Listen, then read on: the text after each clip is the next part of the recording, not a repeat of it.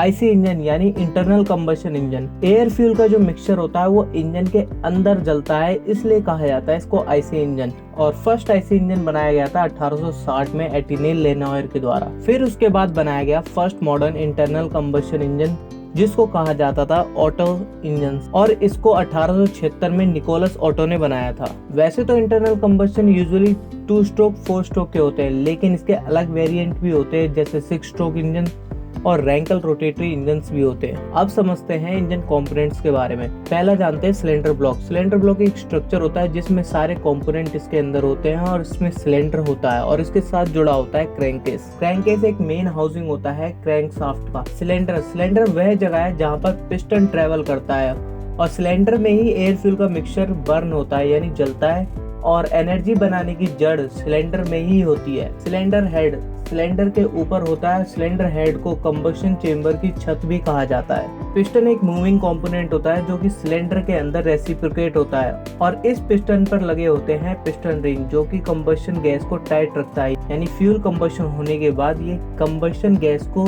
Crankcase में नहीं जाने देता है पिस्टन रिंग। और इंजन में पिस्टन का मेन पर्पस ये होता है कि जब फ्यूल बर्न होता है तो गैस एक्सपेंड होने के बाद पिस्टन का सारा फोर्स ट्रांसफर करता है क्रैंक शाफ्ट में कनेक्टिंग रोड के द्वारा। अब पिस्टन के कंपोनेंट के समझते हैं, जैसे कि हो गया पिस्टन, फिर होती है रेस्ट पिन, फिर स्मॉल एंड कनेक्टिंग रॉड, फिर बिग एंड, फिर होता है बिग एंड बेयरिंग, और फिर आता है रॉड कैप। और बिग एंड और रॉड कैप जाके कनेक्ट होते हैं क्रैंक शाफ्ट में। अब जानते हैं क्रैंक शाफ्ट के बारे में। क्रैंक शाफ्ट एक मैकेनिकल कंपोनेंट होता है जो कि पिस्टन के रेसिप्रोकेट मोशन को रोटेशनल मोशन में कन्वर्ट करता है। हमें पता लग गया कि क्रैंक शाफ्ट एक रोटेटिंग पार्ट है, तो उसके साथ फिर अब जानते हैं कैम शाफ्ट के बारे में। कैम शाफ्ट एक वो शाफ्ट है जिससे रोटेशन मोशन से रेसिप्रोकेट मोशन में कन्वर्ट करा जाता है, और इसके साथ कनेक्ट होता है इनलेट वॉल्व और एग्जॉस्ट वॉल्व।